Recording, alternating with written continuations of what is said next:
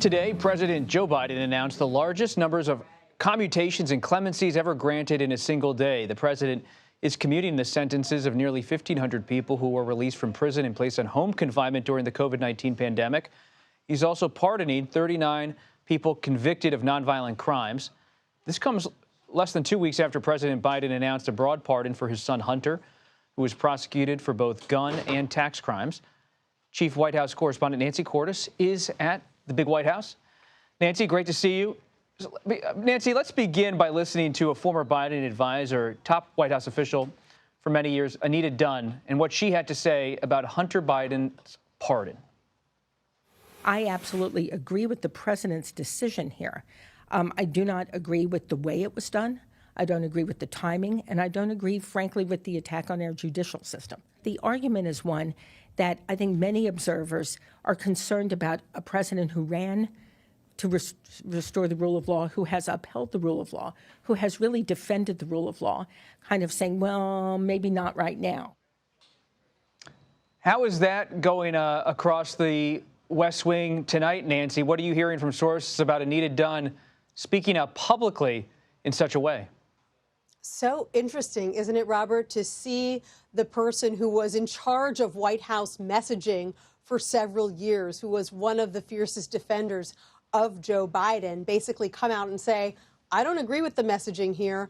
I agree with the pardon, but not the way that they went about it, not the message, not the timing.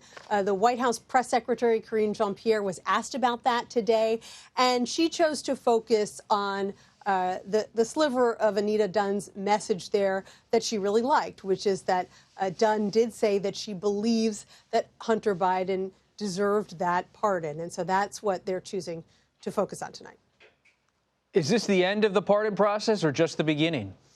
It is not the end. White House officials have told us to expect more acts of clemency. They say they're still going through all of the potential candidates. Today's batch, aside from the 39 pardons for individuals who had been convicted of nonviolent offenses, it really had to do with this big batch of 1,500 people whose sentences got commuted. These people had to meet a variety of criteria.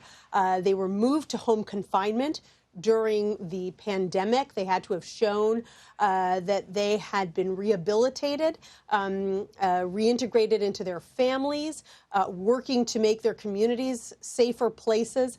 And so that's what landed this group of 1,500 on the list. But White House officials tell us that that list could grow, and so we should expect more acts of clemency in the month and a half or so that President Biden has left.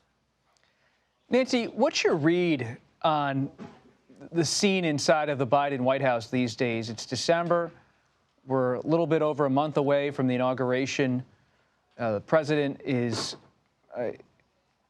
issuing these commutations and pardons. Some staffers are leaving. Some are going to stay through January. Mm-hmm. You've covered this administration through and through. What's your real take on all of this? Well, I think they're focusing on a few big deliverables. For example, Jake Sullivan is in the Middle East right now, the president's national security advisor. He says there is a goal to try to reach some kind of hostage deal. This is something that has dragged on for months, obviously, between Israel and Hamas.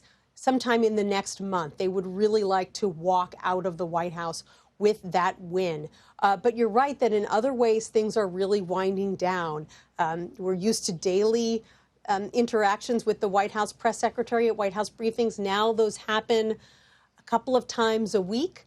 There was no traditional press conference being held by the president after the election last month. No word whether he'll hold one before he leaves office. We do anticipate he will give some sort of closing speech, farewell speech, before the end of his presidency, but we don't have many details on that either at this point. Nancy Cordes at the White House. Thank you.